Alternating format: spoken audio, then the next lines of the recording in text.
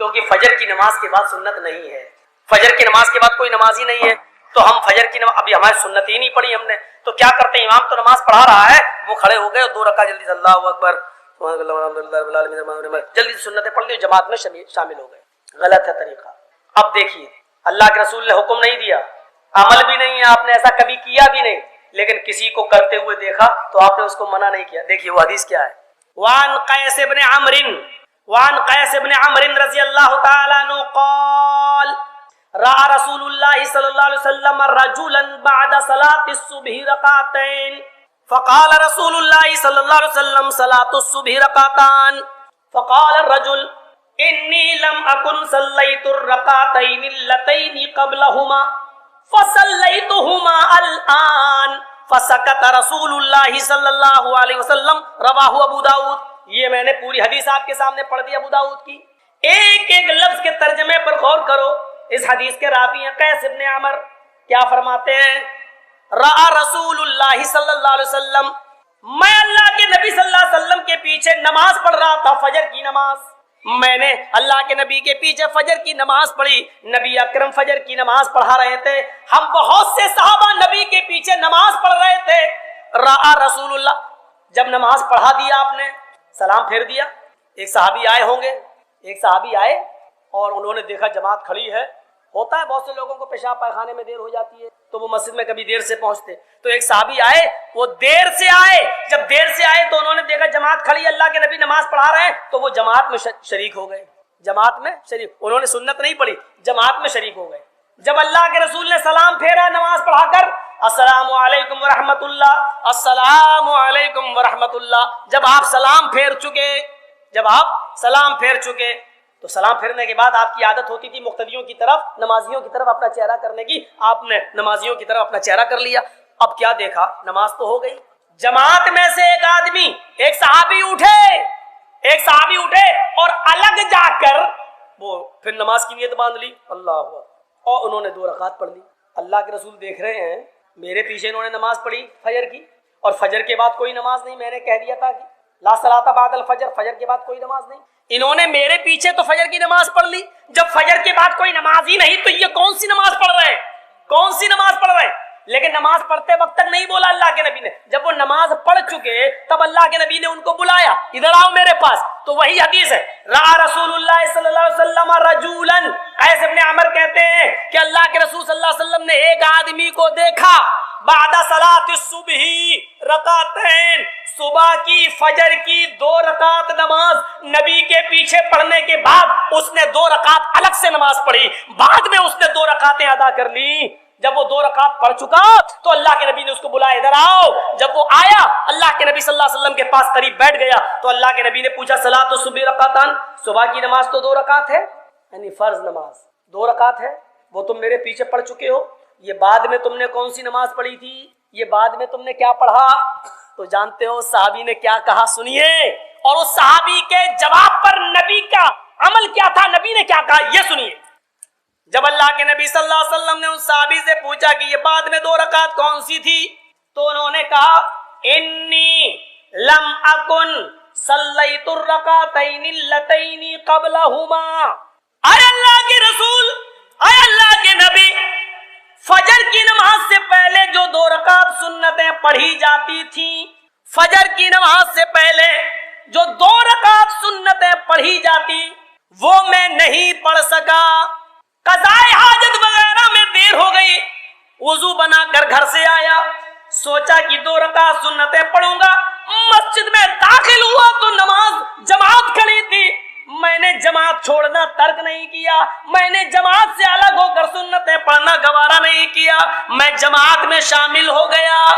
تو وہ 2 رکعت جو سنتیں میری چھوٹ گئی، جو پہلے پڑھی جاتی تھی، وہ میں نے نہیں پڑھی. فصلیتہما الان، آپ نے ابھی جو مجھے نماز پڑھتے ہوئے دیکھا، یہ وہی 2 رکعت سنتیں تھی جو پہلے پڑھی جاتی تھی، جو کسی وجہ سے میں نہیں پڑھ سکا، وہ میں نے اب پڑھی. کوئی نئی نماز نہیں ہے نا، نہیں، سنتیں تھیں، اچھا وہ نہیں پڑھ پائے تھے. ہاں، فسکت رسول اللہ، آپ خاموش ہو گئے. کوئی بات، آپ نے کبھی فجر سے کے بعد سنتیں نہیں پڑھی، آپ نے کبھی ایسا کیا بھی نہیں، آپ نے ایسا کرنے کا حکم بھی نہیں دیا، لیکن اس صحابی نے ایسا کیا اور آپ نے اس کو ایسا کرتے ہوئے دیکھا، اس کے جواب پر آپ خاموش ہو گئے، فسکت رسول اللہ، اللہ کے رسول خاموش ہو گئے۔ یہ اس بات کی دلیل ہے کہ اگر فجر کی جماعت ہو رہی ہے تو کوئی پیچھے اگر سنتیں پڑھتا ہے تو وہ ایک لغو اور ایک بیکار کام کر رہا ہے، اس کو جماعت میں شامل ہونا چاہیے، اس کو جماعت میں شرکت کرنی چاہیے، اور نماز ہو جانے کے بعد 2 رکعت نماز سنت وہ بعد میں بھی پڑھ سکتا ہے۔ عادت نہیں بنانا چاہیے، کبھی کبھی اگر مسجد میں سنتیں نہیں پڑھ سکا، جماعت ہو رہی ہے تو جماعت میں شامل ہو جائے، اور سنتیں چھوٹ گئی وہ بعد میں۔ اللہ کے رسول بار بار پوچھ رہے ہیں یہ کون سی نماز؟ اس سے یہ بھی پتہ چلتا ہے کہ اللہ کے رسول کو علم غیب نہیں تھا۔ اگر علم غیب ہوتا تو آپ کو معلوم ہو جاتا یہ تو نماز پڑھ رہا ہے، سنتیں چھوٹ گئی، لیکن آپ کو معلوم بھی نہیں تھا۔ آپ نے اس کو بولا ذرا کون سی نماز تھی یہ؟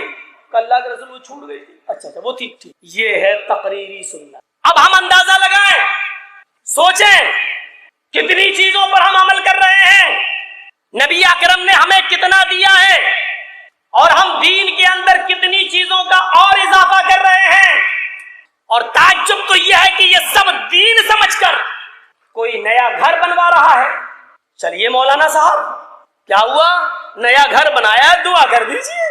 مولانا جرجیس 10-15 آدمیوں کے ساتھ جا رہے ہیں اور نیا گھر بن گیا، دعا کر رہے ہیں اللہ تیرے گھر میں برکت دے۔ اب اس گھر میں ٹی وی چلے گی، اسٹار پلس چلے گا، ناٹک دیکھا جائے گا، ساس بھی کبھی بہو تھی نا، صحیح ہے نا، بہو بھی کبھی ساس بھی کبھی بہو تھی، یہ سب چلے گا اس میں سیریل، لیکن مولانا صاحب کی دعا پہلے ہو گئی ہے، اب اس سیریل چاہے کتنے چلتے رہے کوئی فرق نہیں پڑے گا۔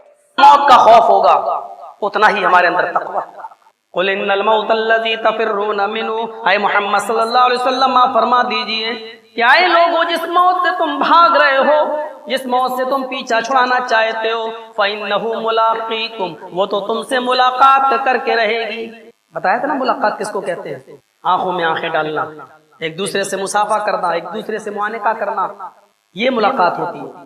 اب اگر اس کا ترجمہ یوں کیا جائے تو غلط نہیں ہوگا، آئے محمد صلی اللہ علیہ وسلم آپ دنیا والوں سے کہہ دیجئے کہ جس موت سے تم بھاگ رہے ہو وہ موت تو تمہاری آنکھوں میں آنکھیں ڈال کر رہے گی، وہ موت تو تم سے پیچھا چھڑا نہیں سکتی، وہ تو تمہاری آنکھوں میں آنکھیں ڈالے ہوئے ہے، وہ ہر حال میں تم سے مل کر رہے گی، تم سے مصافحہ کر کے رہے گی، تمہیں گلے لگا کر رہے گی۔ ثم تردون الى عالم الغیب والشہادہ، پھر تم سب کو اس اللہ کی طرف پلٹ کر جانا ہے جو عالم الغیب ہے اور حاضر ہے۔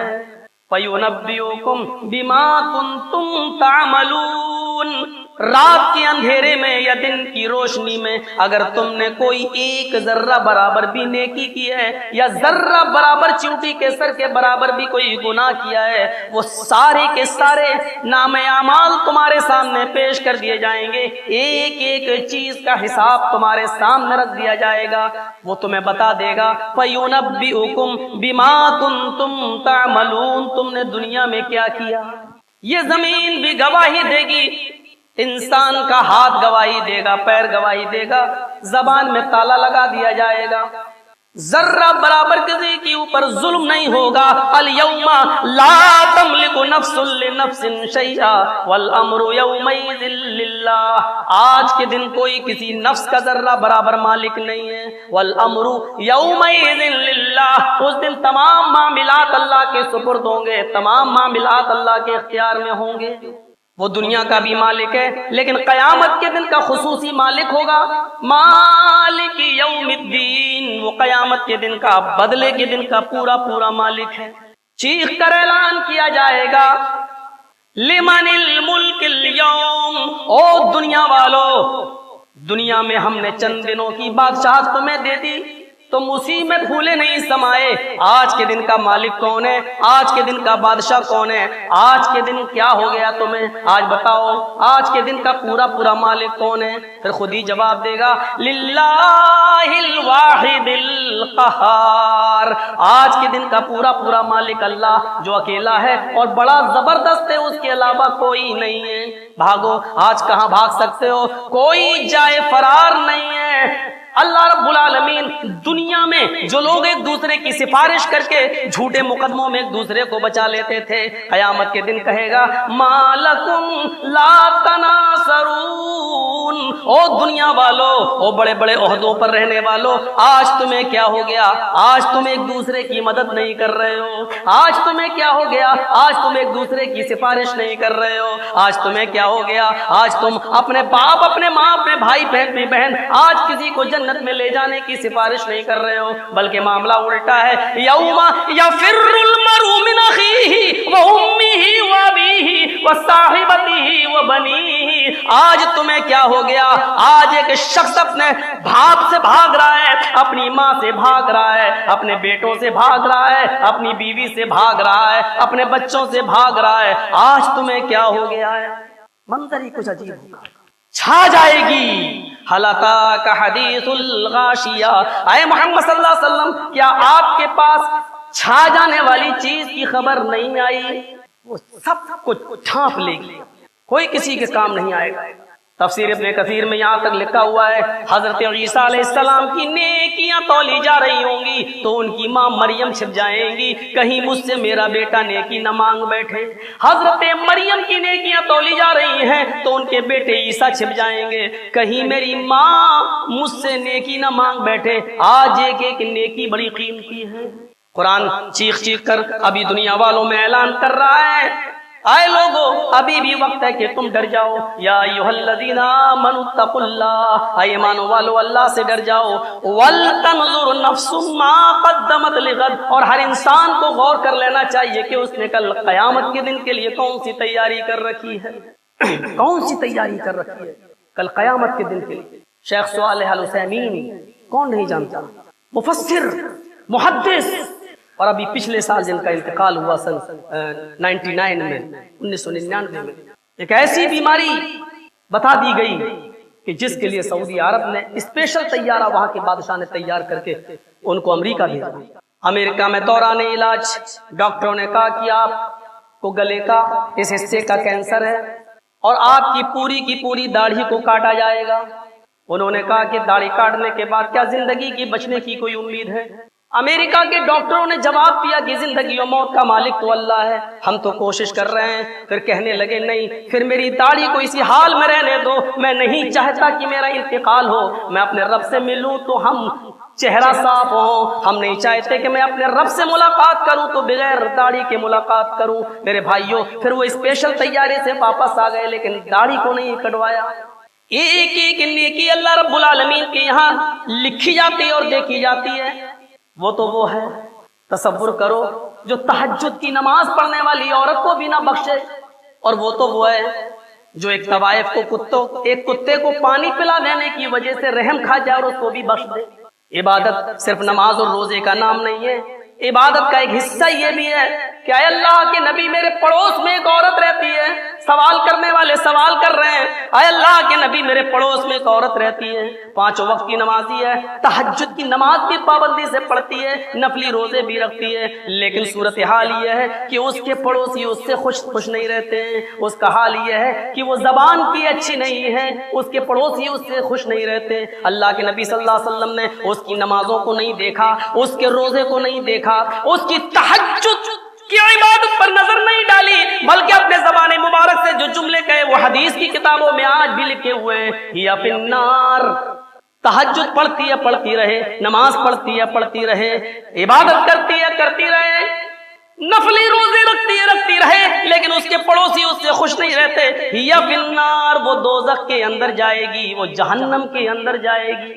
پوچھنے والے صحابی رکے نہیں، اے اللہ کے رسول، ایک عورت ایسی بھی ہمارے محلے میں رہتی ہے، ہمارے قبیلے میں رہتی ہے، جو 5 وقت کی صرف نماز پڑھتی ہے، وہ رمضان کے صرف فرض روزے رکھتی ہے، وہ تہجد نہیں پڑھتی ہے، نوافل کا اہتمام نہیں کرتی ہے، اور وہ دوسرے مہینوں کے نفلی روزے بھی نہیں رکھ پاتی ہے، لیکن اس کی زبان سے پھول برستے ہیں، اس کے پڑوسی بھی خوش رہتے ہیں، اور سارے لوگوں سے وہ بڑی اچھی طریقے سے بات کرتی ہے، اس کی زبان سے کسی کو تکلیف نہیں پہنچتی ہے۔ آپ نے اس کی کم عبادت کو سنا، آپ نے کہا ٹھیک ہے، یا فی الجنہ، وہ عورت جنت کے اندر داخل ہوگی۔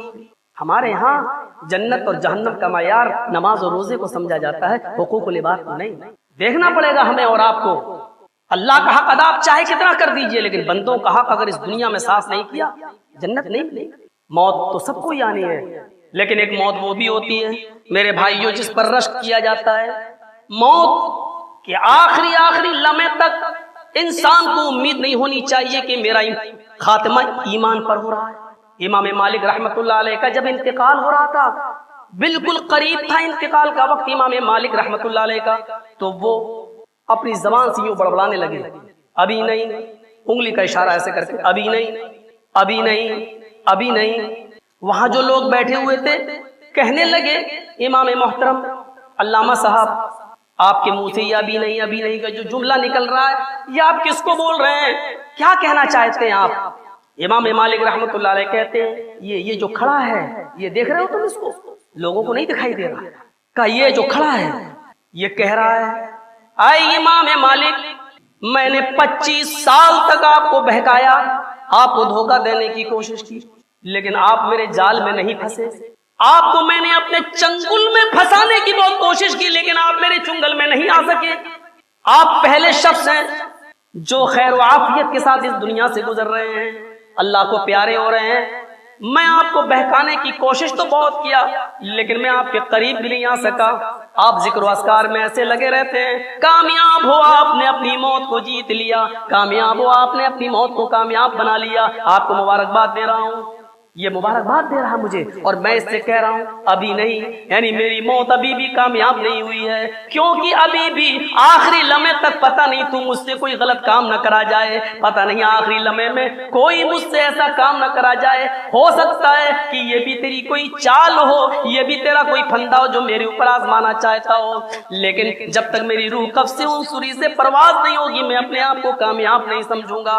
نیک بندے وہ ہوتے ہیں، اللہ والے وہ ہوتے ہیں جو آخری وقت میں بھی میرے بھائیوں وہ اپنی موت کو کامیاب بنانے کی کوشش کرتے ہیں، اور وہ ان کی نظروں میں دنیا کی زندگی ہیچ ہوتی ہے، وہ جانتے ہیں۔ غور کریں، ہم حساب کتاب ہونا چاہیے سوتے وقت، آج صبح سے لے کے شام تک ہم نے کتنے اچھے کام کیے اور کتنے غلط کام کیے۔ دوسرے دن کوشش ہونا چاہیے نیکیوں کے کام میں 1% اضافہ ہو جائے اور گناہ کے کام میں 1% کمی ہو جائے، اور دھیرے دھیرے اس طریقے سے پھر نیکیوں کی عادت پڑ جائے اور برائیوں سے رک جائیں۔ میرے بھائیو، قرآن کہتا ہے یا ایھا الذین آمنوا اتقوا اللہ حق تقاته، اے ایمان والو تم اللہ سے ڈرو جیسا کہ اس سے ڈرنے کا حق ہے، ولا تموتن الا وانتم مسلمون، اور جب بھی موت تمہارے پاس آئے تو پورے کے پورے تم اسلام کے اندر داخل پائے، تم پورے کے پورے مسلم رہو۔ موت تو آنی، چاہے 80 سال کی زندگی پا کر چارپائی پر ایڑیاں رگڑ کے مریں، شہادت کی موت مریں، یا ایکسیڈنٹ میں موت آئے، یا ہارٹ اٹیک سے آئے ہیں تو جانا تو ہے، لیکن ایک موت وہ بھی تھی جس کا نام عبد العزیٰ تھا، اور بعد میں جب وہ اسلام لایا تو اس کا نام عبداللہ کر دیا گیا۔ اسلام سے متاثر لیکن اپنے چچا کی زندگی کی وجہ سے اسلام نہ لانے میں دیر ہوئی، جنگلوں میں چلتا تھا، بکریاں چراتا تھا اپنے چچا کی، وہاں صحابہ کرام بھی بکریاں چراتے تھے، قرآن کی گنگنانے کی، تلاوت کی آواز، صحابہ کرام کے پڑھنے کی آواز عبد العزیٰ کے کانوں سے ٹکرائی، اور اس آدمی کا دل مسحور ہو گیا۔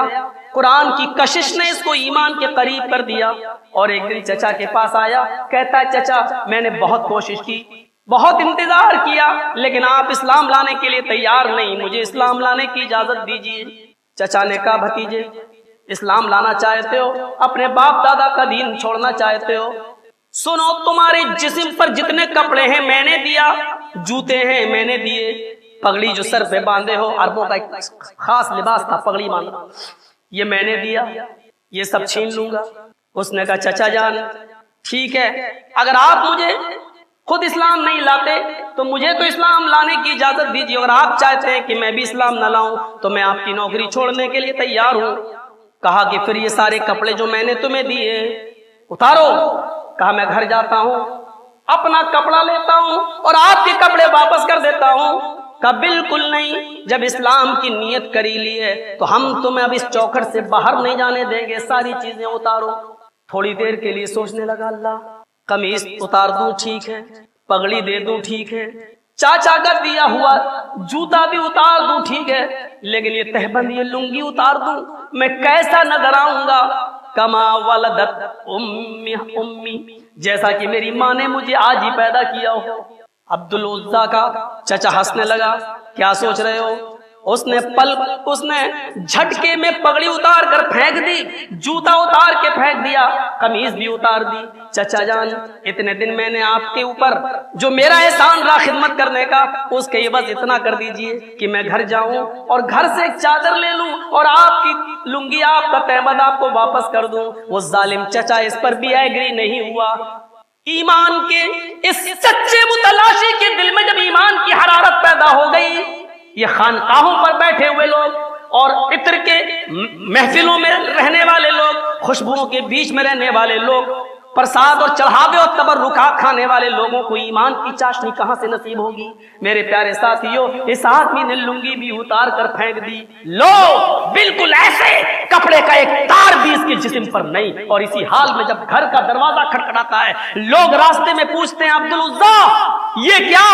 اور حدیث کی کتابیں کہتی ہیں کہ عبد العزیٰ اپنے جسم کو نیچے کی طرف دیکھتا اور لوگوں کا صرف جواب یہ دیتا، المومن انا مومن الان، انا مومن الان۔ لوگوں مجھے برہنہ مت دیکھو، لوگوں میرے جسم پر ایک کپڑا نہیں یہ مت دیکھو، یہ دیکھو المومن انا مومن الان، آج میں مکمل مومن ہوا ہوں، آج میں پکا مسلمان ہوا ہوں۔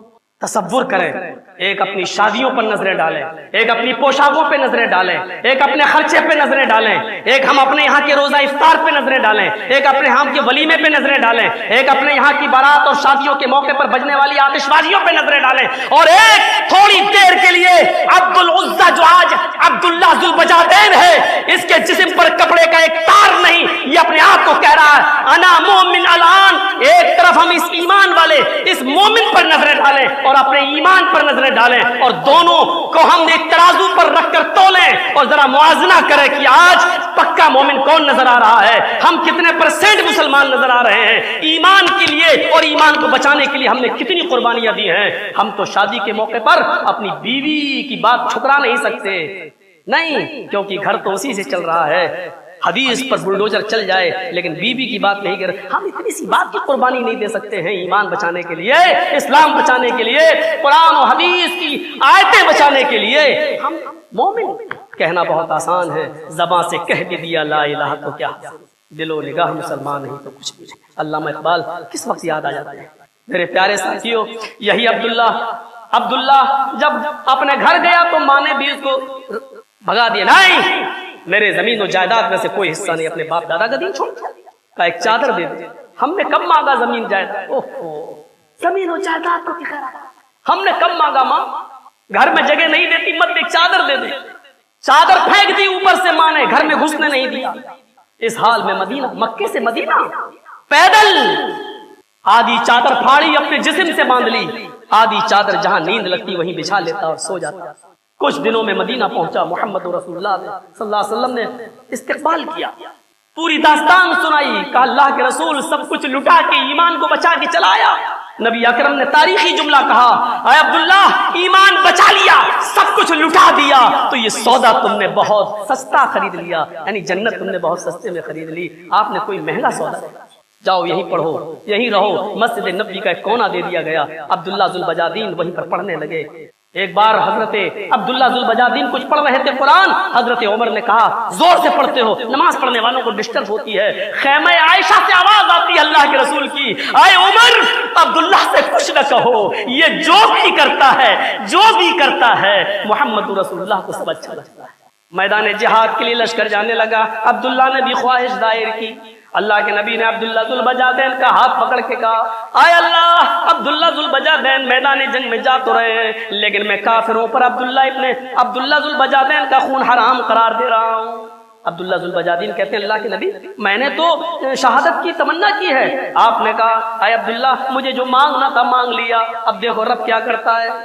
سمندری سفر شروع، بیچوں بیچ سمندر میں جب پانی کی کشتی جہاز پہنچا تو بخار، اور اسی بخار کے اندر عبداللہ ذوالبجادین کا انتقال ہو جاتا ہے۔ لکڑی کی پیٹی میں بند کر کے نماز جنازہ اسی پانی کے جہاز میں پڑھا کر عبداللہ ذوالبجادین کے جسم اطہر کو دریا برد کر دیا جاتا ہے، سمندر کے حوالے کر دیا جاتا ہے، ان کو لایا گیا اور جزیرہ پار کرایا گیا۔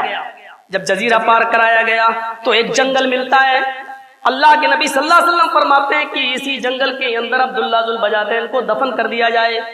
حضرت ابوبکر صدیق اور حضرت عمر فاروق دونوں کی جسم کو اٹھائے ہوئے ہیں، حضرت بلال لالٹین جلائے ہوئے ہیں، عبداللہ ابن مسعود بڑھاپے کی وجہ سے کوئی کام نہیں کر رہے ہیں، اللہ کے نبی قبر اطہر میں اترے ہوئے ہیں۔ اب جیسے ہی ان کی باڈی کو، ان کے جسم کو اللہ کے رسول کے حوالے دیا گیا، تاریخی جملے حدیث کی کتابوں میں ادبن الی اخیکما، اے ابو بکر، اے عمر، احترام سے، ادب سے اپنے بھائی کو میرے ہاتھ میں دو، احترام سے دے دیا گیا۔